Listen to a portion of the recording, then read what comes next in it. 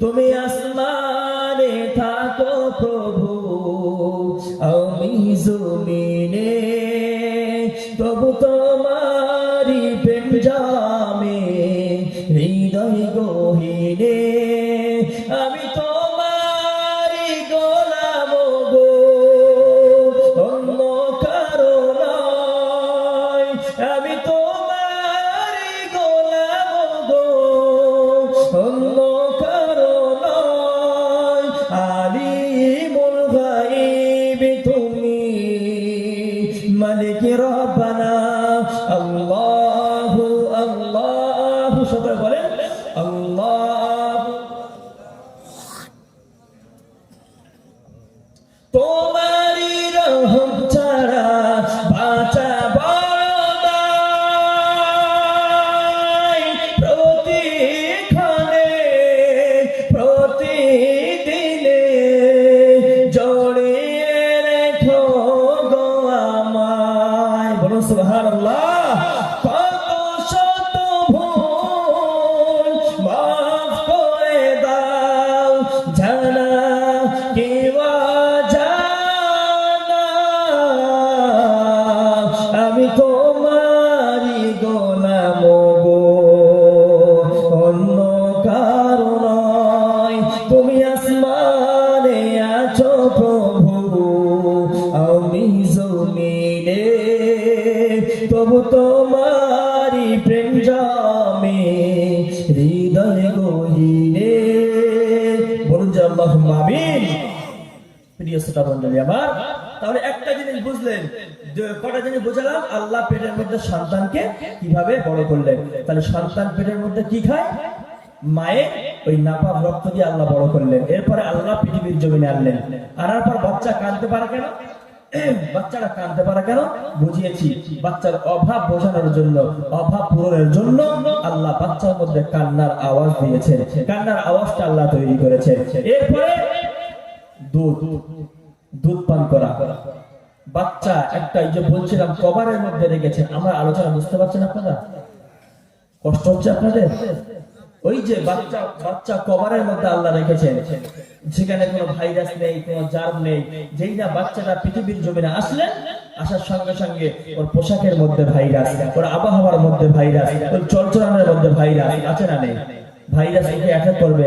আল্লাহ বলল এই যে ভাইরাস ওই বাচ্চাকে অ্যাটাক করবে, ওই বাচ্চার মায়ের প্রথম দুধটাকে আমি আল্লাহ ওই বাচ্চার জন্য অ্যান্টিবায়োটিক করে পাঠিয়েছি। বলুন জোরে সুবহানাল্লাহ।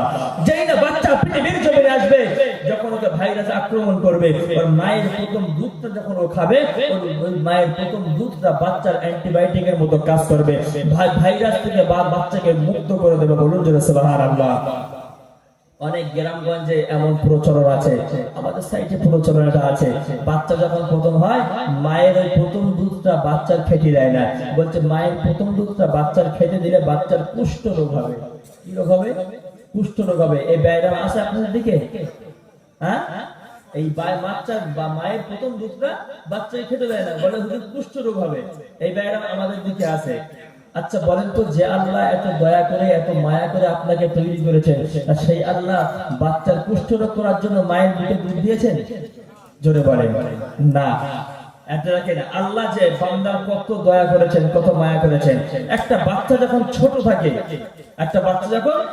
থাকে, ওই বাচ্চার অনুপাতে মায়ের বুকের মধ্যে আল্লাহ দুধ দিয়েছেন। বলুন জোরে সুবহানাল্লাহ।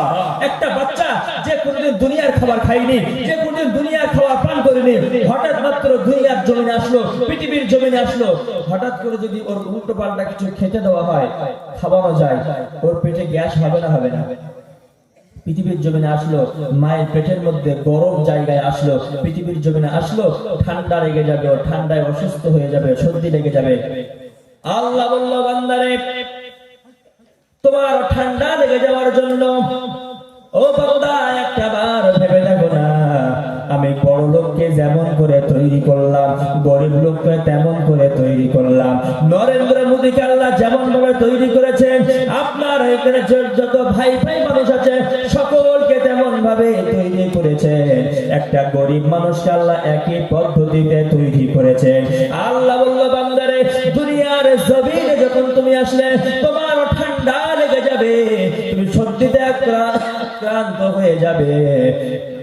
ওই জন্য আমি আল্লাহ কি করলাম, তোমার মায়ের বুকের মধ্যে আমি আল্লাহ তোমার মায়ের বুকের মধ্যে যে দুধ স্টক করলাম, তোমার মায়ের বুকের মধ্যে আমি আল্লাহ যে দুধটাকে রেডি করে রাখলাম, ওই দুধটাকে আমি আল্লাহ হালকা উষ্ণ গরম করে বানালাম। জোরে জোরে বলেন সুবহানাল্লাহ, নারায়ে তাকবীর। আল্লাহ বলল, দুনিয়ার জমিনে আসছো ঠান্ডা লেগে যাবে বান্দা, আমি কি করলাম, তোমার মায়ের বুকের মধ্যে যে দুধটা আমি আল্লাহ দিয়েছি, ওই দুধটাকে হালকা উষ্ণ গরম করে বানিয়েছি। বলুন সুবহানাল্লাহ। এই যে আল্লাহ বাচ্চার দুধটাকে, আমাদের অনেক মানুষ এমন রয়েছে যাদের দুধ খেলে সহ্য হয় না, তাই কিনা? হঠাৎ করে উল্টো পাল্টা খেলে পেটের মধ্যে গ্যাস হয়ে যায়, যায় না? তাই একটা বাচ্চা যখন পৃথিবীর খাবার কোনোদিন খায়নি, হঠাৎ করে যদি ওকে গাঢ় দুধ খেতে দেওয়া হয়, তাহলে ওর পেটের মধ্যে সমস্যা হবে কি হবে না? আল্লাহ বলল, বান্দারে তুমি কথা বলতে পারো না, তুমি তোমার অভাব বলতে পারো না, তুমি তো কিছুই বলতে পারো না, তোমার পেট যন্ত্রণা করে তুমি বলতে পারো না।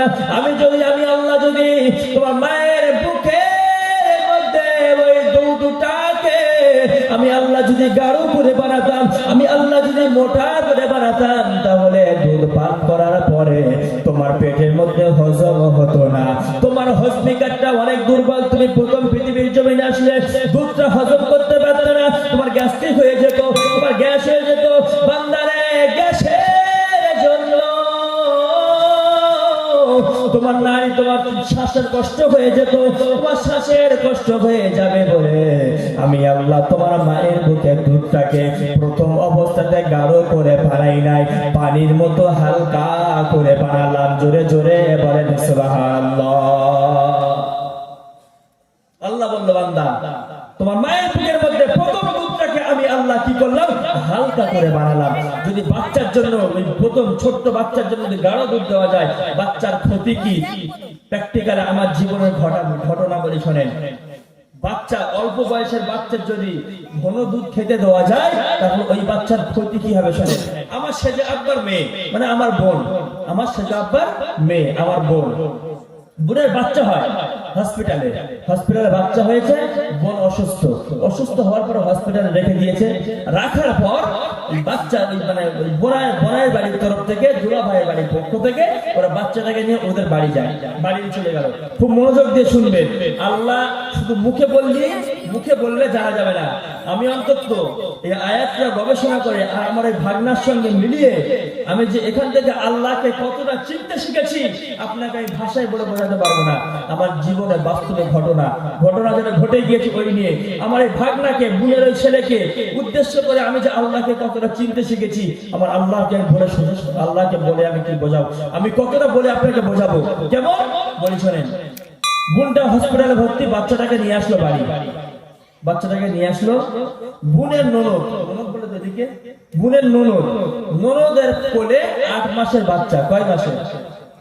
8 মাসের বাচ্চা। এখন 8 মাসের বাচ্চা, এই ভাগনা, আমার ছোট্ট ভাগনা, 3 দিন বয়স, সে যখন কান্নাকাটি করে, তখন কি করলো, ওই 8 মাস বয়সের বাচ্চা যে আছে, ওর মা দুধ খাইয়েছে। 8 মাস বয়স বাচ্চা, ওই মা দুধ পান করিয়েছে। যে বাচ্চা 8 মাস বয়স, ওর হজম শক্তি অনেকটা উন্নত হয়েছে। ওই জন্য আল্লাহ প্রোটিন বেশি দেওয়ার জন্য ওই বাচ্চার মায়ের দুধটাকে আল্লাহ গাঢ় করে দিয়েছেন। বাচ্চার মায়ের দুধটাকে আল্লাহ গাঢ় করে দিয়েছেন। আর যেই আমার ওই ভাগনাকে খাইয়েছে ওই দুধ, সঙ্গে সঙ্গে কি হলো, আমার ভাগনার এই পেটটা প্রচন্ড ফুলে যায়, গ্যাস থেকে অম্বল হয়ে পেটটা পুরো ফুলে যায়। 24 ঘন্টা হলো না, ভাগনাটা ইন্তেকাল করে পৃথিবীর জমিন থেকে চলে গেল। একটাবার ভাবেন তো, আল্লাহ যদি আপনার মায়ের বুকের মধ্যে যদি দুধটা গাঢ় করে বানাতো, আপনার উপায়টা কি হতো? আমি সেখান থেকে আল্লাহকে চিনেছি। আল্লাহ, ও আল্লাহ, তুমি মানুষের উপরে এত দয়া করো, তোমার বান্দাদের উপরে এত দয়া করো তুমি আল্লাহ। বাচ্চা যেমন ছোট থাকে, ওই মায়ের দুধটা আল্লাহ তত হালকা করে। বাচ্চা যত আস্তে আস্তে আস্তে আস্তে বড় হয়, ওই মায়ের বুকের দুধটাকে আল্লাহ আস্তে আস্তে তত গাঢ় করে বানায়। বলুন জোরে সুবহানাল্লাহ, আরো জোরে বলুন সুবহানাল্লাহ। প্রিয় শ্রোতা মণ্ডলী, আবার সমাজের বুকে অনেক এমন অবস্থা দেখবেন, অনেক মা এমন রয়েছে যারা এই আল্লাহর দেয়া নেয়ামতের দুধটা বাচ্চাদের পান করায় না। আছে না? নেই? আছে না? বাচ্চা দুধ খাওয়ালে শরীর ফিগার নষ্ট হয়ে যাবে, শরীর স্বাস্থ্য নষ্ট হয়ে যাবে, ফিগার নষ্ট হয়ে যাবে, দেখতে শুনতে খারাপ হয়ে যাবে, ফিগার নষ্ট হয়ে যাবে। ওই জন্য অনেক বাচ্চা, অনেক মারা এমন আছে বাচ্চাদেরকে দুধ পান করায় না। আমি বলে যাচ্ছি, শুনে রাখে, যে সমস্ত মারা আল্লাহ দেয়া নিয়ামত দুধটা বাচ্চাদেরকে পান করায় না, সন্তানদেরকে পান করায় না, আল্লাহ দরবার তো হিসেব দেওয়াই লাগবে। আর ওই সমস্ত বাচ্চারা একটা সময় ওই মাকে নিয়ে বৃদ্ধাশ্রমে রেখে আসে। ওই মারা বৃদ্ধাশ্রমে যায়, যে মারা সন্তানের সঙ্গে ভালো ব্যবহার করে না। আজকাল তো কলকাতা সাইডে গেলে দেখবেন, আগে আমেরিকা, লন্ডন এইদিকে চলতো, এখন বেশি না, কলকাতায় যান, বাচ্চাকে ঠেলা গাড়িতে বসিয়ে ঠেলতে যাচ্ছে, আর কুত্তার বাচ্চাকে কোলে করে নিয়ে ঘুরে বেড়াচ্ছে। আর নাম কি? বেবি। নাম কি নাম? বেবি। ছেলেকে ডাকছে আর কুত্তার বাচ্চাকে ডাকছে বেবি বলে, এই বেবি। তাকে নিয়ে শুচ্ছে, তাকে দিয়ে খাচ্ছে, তাকে দিয়ে কোলে করে ঘুরে বেড়াচ্ছে, মনে হচ্ছে ওইটা ওর পেট থেকে বার হয়েছে। এরা একটা অবস্থা। প্রিয় শ্রোতা মণ্ডলী আমার, আমি আপনাকে যে কথা বোঝাচ্ছি, আল্লাহ কিভাবে মানুষকে তৈরি করলেন, কত নিয়ামত বান্দাকে দিয়েছেন, এত সময় আমি আপনাকে বুঝিয়ে এসেছি। এত সময় বান্দাকে আমি বুঝিয়ে এসেছি যে বান্দার প্রতি আল্লাহর কত অনুগ্রহ, বান্দার প্রতি আল্লাহ কত অনুগ্রহ করেছেন, এত সময় আপনাদেরকে বুঝিয়ে আসছি। এরপরে বলি, প্রিয় শ্রোতা মণ্ডলী আমার, ও আমার আব্বাজান ভাইরা, ও আমার আম্মা জানেরা, আল্লাহ পাক রব্বুল আলামিন এরপরে ওয়াদা করলেন, আল্লাহ এরপরে আদেশ দিয়ে দিলেন, বান্দা তোমায় আমার মহব্বতে বড় হয়ে গেলে, আমার অনুগ্রহে তুমি বড় হয়ে গেলে, আমি আল্লাহ তোমার ফার্স্ট এসএমএস করলাম, আমি আল্লাহ তোমার জন্য হুকুম দিলাম, আমি আল্লাহ তোমার জন্য বললাম। আল্লাহ কোরআনের আয়াত নাজিল করলেন, আল্লাহ কোরআনের আয়াত নাজিল করে বললেন, ওয়া কাযা রাব্বুকা আল্লা ইল্লা ইয়্যাহু ওয়া বিল ওয়ালিদাইনি ইহসানা। একবার জোরে বলেন আল্লাহু আকবার, আরো জোরে বলেন আল্লাহু আকবার। আল্লাহ পাক রব্বুল আলামিন বলল, বান্দা পৃথিবীর জমিনে আমি আল্লাহ তোমাকে বড় করলাম, আমি আল্লাহ তোমাকে পরিপূর্ণ বয়সে পর্যন্ত পৌঁছে দিলাম, আমি আল্লাহ তোমার জন্য অর্ডার করলাম। কযা ইয়াকজি আরবি ভাষা, কযা ইয়াকজি এর মানে হলো ফয়সালা করা, কযা ইয়াকজি মানে বিচার করা, কযা ইয়াকজি মানে সিদ্ধান্ত করা, কযা ইয়াকজি মানে চূড়ান্ত সিদ্ধান্ত করা। আল্লাহ বলল, বান্দা ওয়া কাযা রাব্বুকা, আমি আল্লাহ তোমার আমি আল্লাহ বললাম, আমি আল্লাহ আমার পক্ষ থেকে চূড়ান্ত ফয়সালা হয়ে গেছে, আমি আল্লাহ আমার পক্ষ হতে চূড়ান্ত ফয়সালা হয়ে গেছে। আল্লাহ তা'বুদু ইল্লা ইয়্যাহু। ও বান্দা তুমি শোনো না, পৃথিবীর জমিনে আমি আল্লাহ আমার ছাড়া কারো দরবারে তুমি তোমার মাথা নত করবে না। বান্দারে তুমি কারোর কাছে মাথা নত করবে না, কারোর কাছে তুমি কিছু চাইবা না, তোমার যেটা প্রয়োজন আছে তুমি আমার কাছে চাও, আমি আল্লাহ তোমার হাজত পূরণ করব, আমি আল্লাহ তোমার অভাব পূরণ করব। বান্দা তুমি আমার সঙ্গে কারোর জন্য শরীক তুমি করো না, আমার সঙ্গে কারোর অংশীদার তুমি করো না। মাজারে গিয়ে বলা যাবে না, আপনার আজমিরে গিয়ে বলা যাবে না, খাজা হুজুর আমার একটা মেয়ে লাগবে। হাড়োয়া পীর সাহেবের দরবারে গিয়ে বলা যাবে না, খাজা হুজুর আমার ছেলে লাগবে। বলা যাবে কি? চিল্লে বলেন, বলা যাবে? বলা যাবে না। বসিরহাটের আল্লামা রুহুল আমিন হুজুরের দরবারে গিয়ে বলা যাবে না, হুজুর আমার ব্যবসা বাণিজ্যে বরকত দাও। হুজুর কি বরকত দিতে পারবে? বরকত দেওয়ার মালিক একজন, তিনি কে? চিল্লে বলেন, তিনি কে? আল্লাহ বলল, বান্দারে আমার বান্দাদের কাছে গিয়ে তাদের ওসিলায় আমার কাছে দোয়া চাও। হাড়োয়ার হুজুর আল্লাহর মাহবুব বান্দা, ক্যানিং মুস্তান হুজুর আল্লাহর মাহবুব বান্দা, ভটিয়ারি শরীফের জমিনে হুজুর আল্লাহর মাহবুব বান্দা, বসিরহাটের আল্লামা বড় মাওলানা রুহুল আমিন হুজুর আল্লাহর মাহবুব বান্দা। ওই মাহবুব বান্দাদের দ্বারাই মাহবুব বান্দাদের ওসিলায় আমার কাছে দোয়া চাও, আমি আল্লাহ পূরণ করব।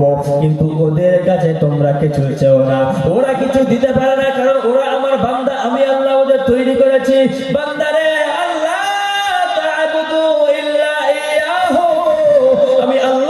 ঘোষণা করো, আমি আল্লাহ আমার জন্য নামাজ পড়ো, আমি আল্লাহ আমার জন্য মাথা নত করো।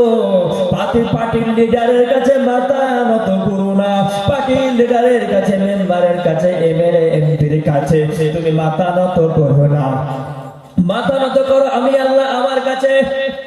এরপর আল্লাহ অর্ডার দিলেন, এরপরে আল্লাহ জানালেন ওয়াবিল ওয়ালিদাইনি ইহসানা। আল্লাহ এরপরে অর্ডার দিল, বান্দা আমার উপাসনা করার পর পর, আমার আরাধনা করার পর পর, আমার গুণকীর্তন করার পর পর আমি আল্লাহ অর্ডার দিলাম তুমি তোমার আব্বা মায়ের সঙ্গে ভালো ব্যবহার করো। জোরে জোরে বলেন সুবহানাল্লাহ। আল্লাহ নামাজ পড়তে বলেছেন, নামাজ পড়া লাগবে তো? জোরে বলেন। আল্লাহ নামাজ পড়তে বলেছেন, নামাজ পড়া ফরজ, তাই কিনা? আল্লাহ রোজা করতে বলেছেন, রোজা করা ফরজ, তাই তো? টাকা থাকলে আল্লাহ যাকাত দিতে বলেছেন, যাকাত দেওয়া ফরজ। টাকা থাকলে আল্লাহ হজ করতে বলেছেন, হজ করা ফরজ। আল্লাহ মা বাপকে সেবা করতে বলেছে, তার মানে কি মা বাবার সেবা করা নফল না ফরজ?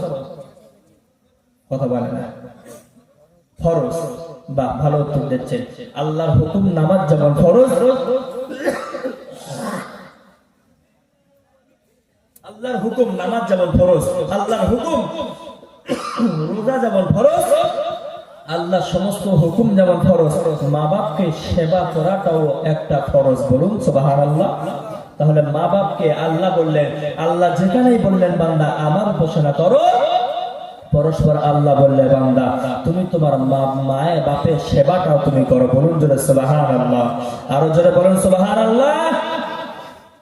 আল্লাহর উপাসনা করার পর পর আল্লাহ বাচ্চা সন্তানদের জন্য বলল, ও সন্তান আমার তুমি তোমার মা বাপের সেবাটা করো, তুমি তোমার মা বাপের সেবাটা তুমি করো। একবার দরুদ শরীফ পড়েন, আল্লাহুম্মা সাল্লি আলা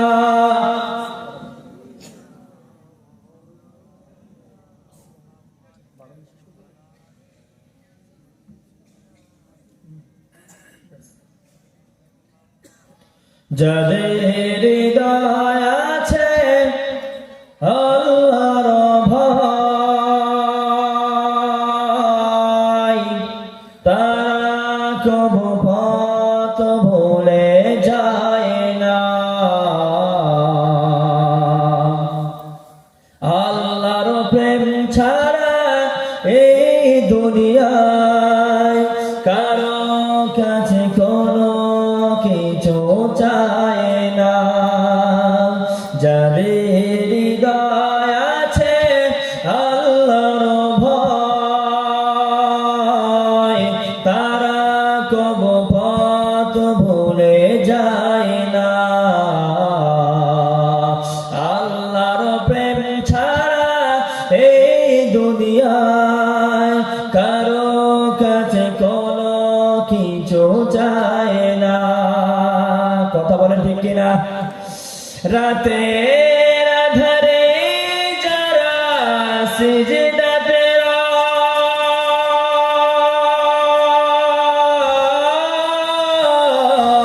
রয়, দু চোখের স্রোতে নদী যেন বয়। রাতের আধারে যারা সিজদাতে রয়,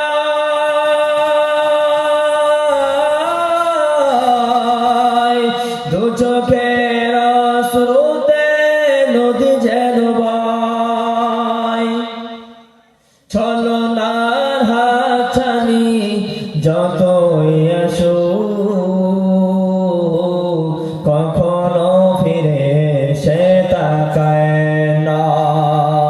আল্লাহর প্রেম ছাড়া এই দুনিয়ায় কারো কাছে কোনো কিছু চায় না। যে কথা আমি আপনাদেরকে শোনাচ্ছিলাম, যে কথা আমি আপনাদেরকে বলছিলাম, আল্লাহ পাক রব্বুল আলামিন বান্দার জন্য অর্ডার দিলেন মা বাপের সেবা করো।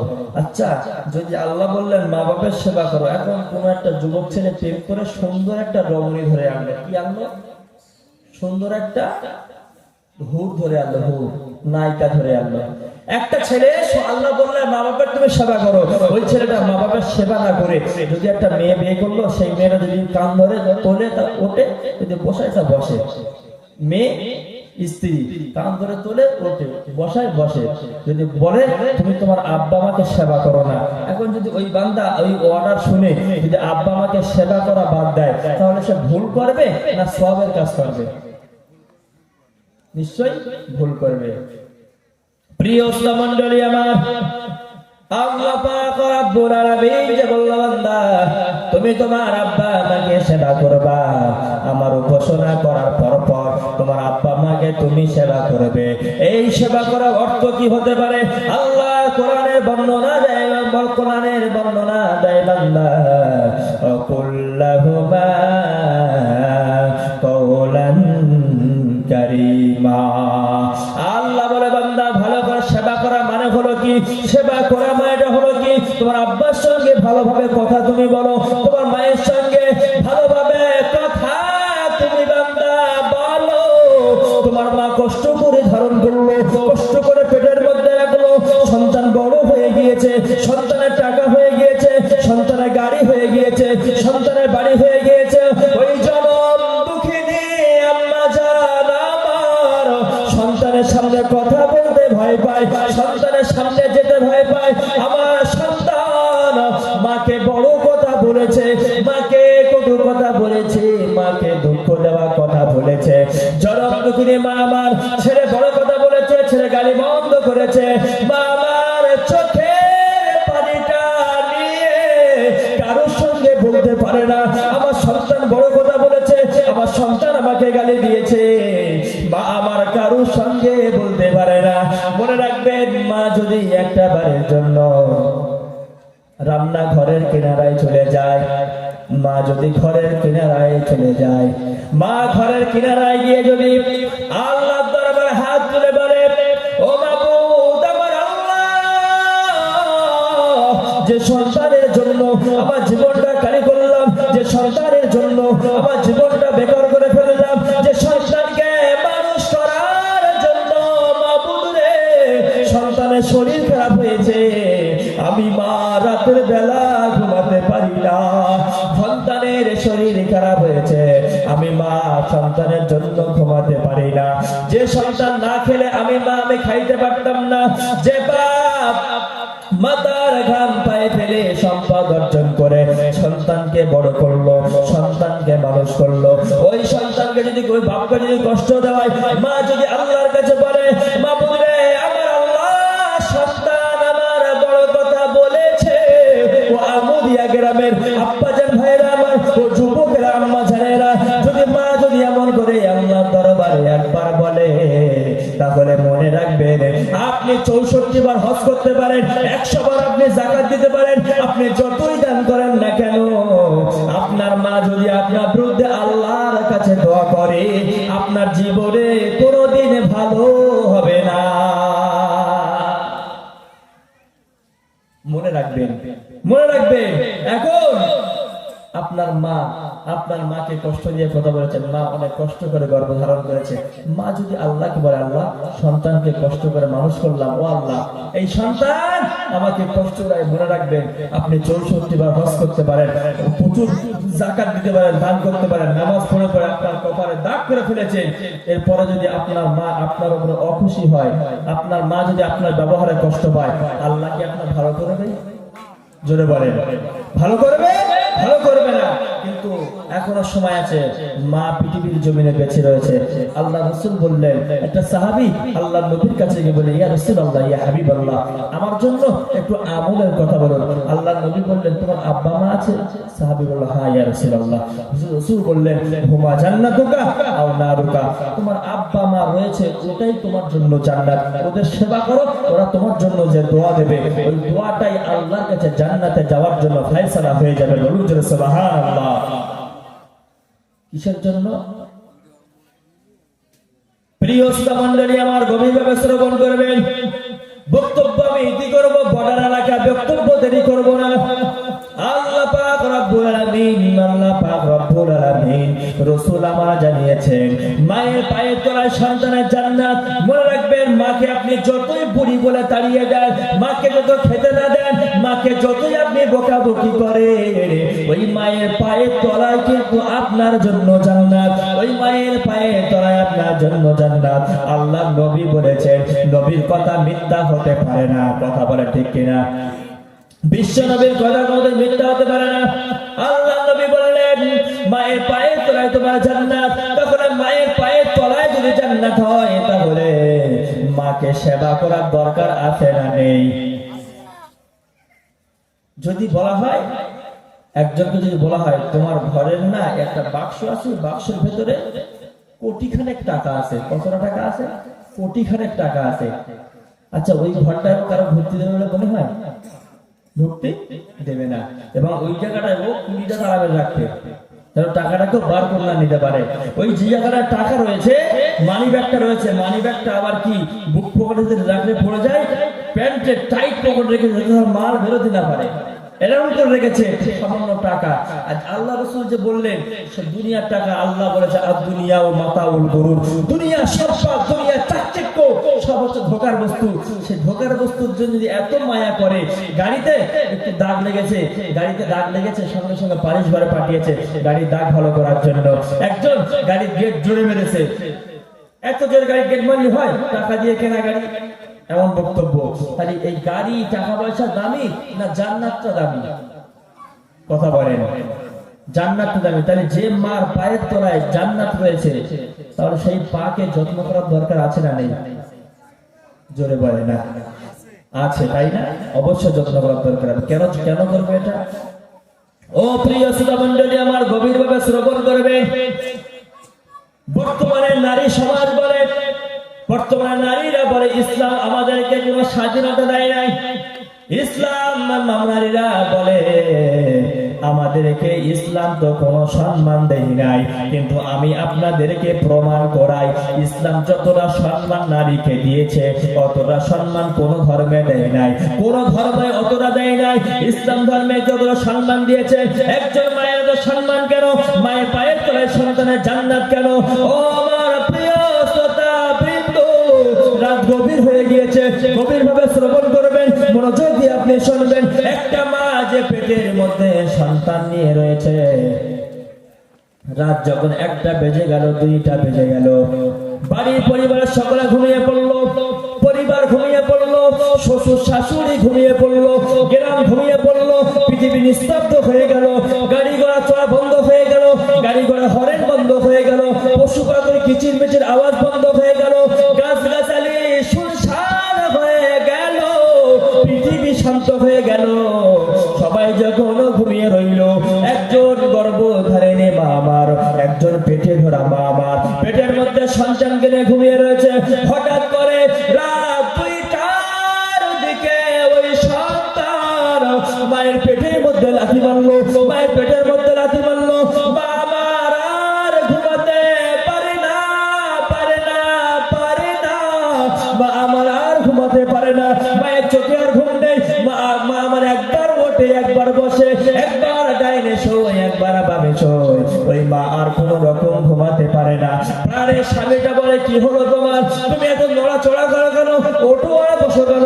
ওই স্ত্রী তখন বলে, জনম দুঃখিনী মা আমার, গর্ভধারিণী মা আমার, পেটে ধরা মা আমার, কান্দে কান্দে বলে, স্বামী রে, পেটের মধ্যে থাকা সন্তানটা আমার পেটে লাথি মেরেছে, আমি আর সহ্য করতে পারি না, মনে হয় আমি মৃত্যুবরণ করব, আমার পেট যন্ত্রণায় ফেটে যায়। মা এমন কষ্ট করেছে, শুধু এখানে শেষ নয়। বর্তমানে আপনি দেখতে পাবেন, একটা বাচ্চা যখন ভূমিষ্ঠ হওয়ার সময় হয়ে যায়, মাকে নিয়ে যখন হসপিটালে বেডে নিয়ে যাওয়া হয়, স্বামী স্ত্রী স্বামীর কাছ থেকে ক্ষমা চেয়ে চলে যায়, তোমার সঙ্গে অনেকদিন সংসার করেছি, জানি না কোনো ভুল থাকলে আমাকে তুমি মাফ করে দিও। এই ভুল যাওয়ার পর মাকে যখন হসপিটালে নিয়ে যাওয়া হয়, মাকে যখন ওটি ঘরের মধ্যে নিয়ে যাওয়া হয়, আর যুদ্ধের ময়দানে যেমন আপনার আমার মুজাহিদ বান্দারা যুদ্ধ করার জন্য যেমন রক্তাক্ত হয়ে যায়, যেমন যেমন তীর লেগে চলে যায়, যেমন বর্ষা লেগে রক্তাক্ত হয়ে যায়, একজন মা ঠিক অনুরূপ ভাবে যখন অতি করে নিয়ে যায়, বাচ্চা যখন ভূমিষ্ঠ হয়ে যায়, রে বাবা ওই মায়ের সারা শরীর দ্বারা রক্তাক্ত হয়ে যায়। আল্লাহ বলল, বান্দা, এই বান্দা, তোর যে মা তোর জন্য রাতের বেলা ঘুম হারাম করেছে, তোর যে মা তোর জন্য নিজের জীবনকে বাঁচিয়ে রেখেছে, তোর যে মা তোর জন্য শরীরখানা শেষ করেছে, সেই মাকে কোনোদিন নাফরমানি করিস না, সেই মাকে কোনোদিন নাফরমানি করিস না, সেই মাকে কোনোদিন অশুকরি করিস না, অশুকরি তুই কোনোদিন করিস না। ও আমার যুব সমাজ, আপনাদের কাছে আমার দাবি, আপনাদের কাছে আমার দাবি, সকলের কাছে আমার দাবি, নিজে একটু পরিবর্তন হওয়ার চেষ্টা করতে হবে। আমি বিবাহ করেছি, আমার স্ত্রী আছে ভালো, ঠিকই আছে, সকলের কথা শুনে আমি আমার আব্বা মাকে একটু ভালোভাবে খেদমত করব। আল্লাহ তৌফিক দেন, বলুন সকলে আল্লাহুম্মা আমিন। আর জোরে বলেন আল্লাহুম্মা আমিন। দরুদ শরীফ, আল্লাহুম্মা সাল্লি আলা।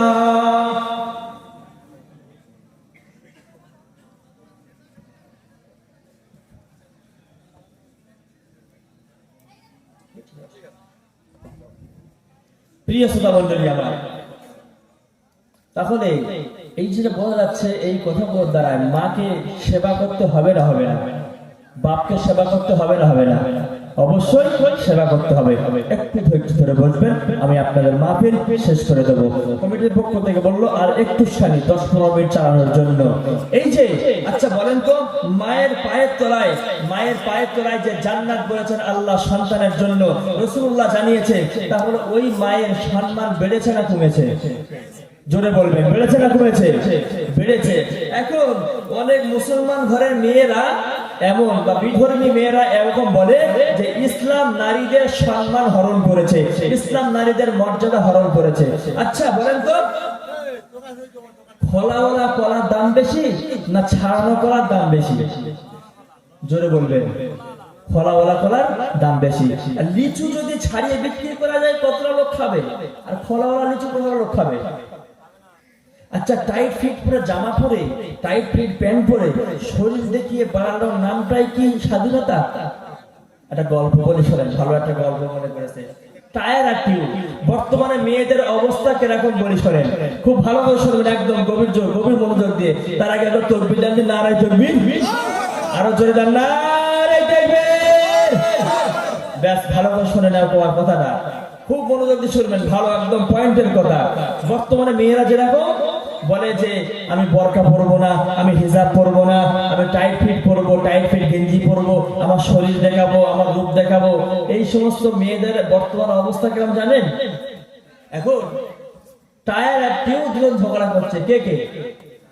সাইকেলের টায়ার আর টিউব দুজন ঝগড়া করছে, বাইকের টায়ার আর টিউব দুজন ঝগড়া করছে। কি ঝগড়া? টিউব এখন টায়ারকে বলছে এরকম করে সংসার হয় না, এরকম করে চলা যায় না, হদ্দম গরম দেখাচ্ছে টিউব। তা টায়ার বলতেছে কি হয়েছে বল, এত গরম না দেখিয়ে আসল কথাটা কি হয়েছে বল। টিউব তখন বলছে তুমি সারা জীবন বাইরে থাকো আর আমি ভেতরে থাকি, তুমি সব দুনিয়াটা দেখো কিরকম দেখো, কোন দুনিয়া কিরকম দেখো, আর আমি টিউব মধ্যখানে পড়ে আমার শুধু ভেতরে দগ্ধ হতে হয়, আমি কিছু দুনিয়া দেখতে চাইনি, করতে চাইনি, আমি এবার থাকতে চাইনি, এবার তুমি ভেতরে ঢোকো, আমি বাইরে বেরোবো। টায়ার তখন বলে এই দেখ, কি বলদি, তুই বাইরে থেকে সহ্য করতে পারবি না, বাইরে থাকা অনেক কঠিন, তুই টিউব, তুই নরম, আর আমি টায়ার, আমি শক্ত, আমার বাইরে থাকার কথা আর তোর ভেতরে থাকার কথা। টিউব মোটেও মানতে চাই না, মোটেও রাজি না, ভেতরে থাকবে। তা ঠিক আছে, টিউব যখন শোনে না, টায়ার গেল ভেতরে, টায়ার ভেতরে গেল, টিউব আসলো বাইরে, টিউব আসলো বাইরে। আচ্ছা বলেন তো, রাস্তাঘাটে ইট বালি পাথর কাঁটা পড়ে থাকে না থাকে না? জোরে বলেন, থাকে। এখন একটা ছেলে, একটা লোক মনে করে প্যান্ডেলের সামনে থেকে ঝগড়া করার পরে ঝগড়া করলো যে ওই সাইকেলটা লেবার হলো, টিউব এখন বাইরে দেওয়া আছে, সাইকেলটা এখানে কত দূর যাবে? কত দূর যাবে? সালেমানের মোড় পর্যন্ত যাবে না, যাবে না। সালেমানের মোড়, ওই হাজিরা বসে আছেন, ওই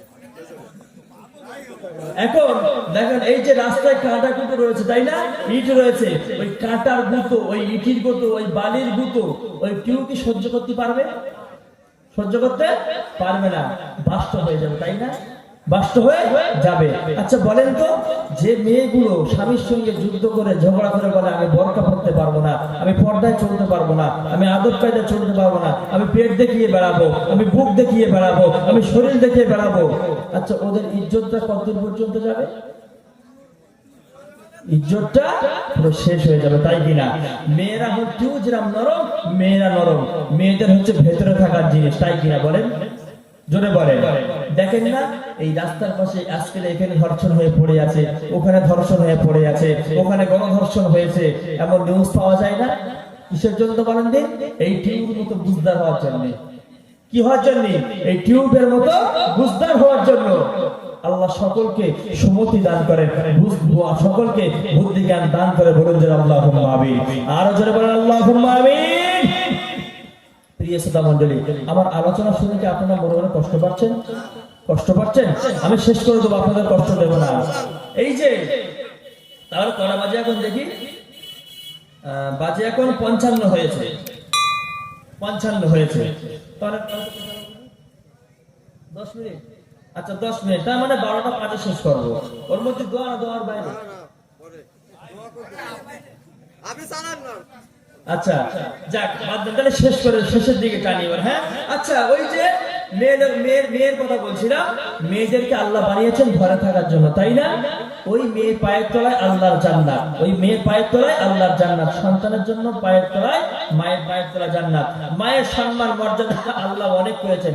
আচ্ছা বলেন তো, মা যদি হয় টিকটকার, মা যদি হয় ভিডিওকারী, বয়স্ক লোক বুঝতে পারবে না টিকটক কি ভিডিও কি, বুঝতে পারবে ইয়ংরা মুসকে মুসকে হাসতেছে টিকটক ভিডিও। এখন টিকটক ভিডিও কারে বলে আপনি একটু বুঝে নেন। বাড়ি ছেড়ে বউ সব রয়েছে, সবাইকে বাদ দিয়ে ঘরে একটা ঘর দোল লাগিয়ে দিল, একটা হেভি সুন্দর জামা পরলো, নাচ ছাড়লো, ওই নাচের সময় ধাইতে রাতিং করলো, বলে সেইটা এখন ছাড়লো, ওদের লাইক করলো, শেয়ার করলো, কমেন্ট করলো, এইটা হচ্ছে টিকটক ভিডিও। আচ্ছা কোন মা যদি এমন করে, কোন মা যদি টিকটক ভিডিও ছাড়ে, পর্দা নেই, এই নেই, আচ্ছা ও মার ঠিকানা কি ভালো জায়গায় হবে? জোরে বলে, মার ঠিকানা ভালো জায়গায় হবে না। কোন বাপ যদি খারাপ পথে চলে, তাহলে ওই বাপের ঠিকানা ভালো জায়গা হবে না।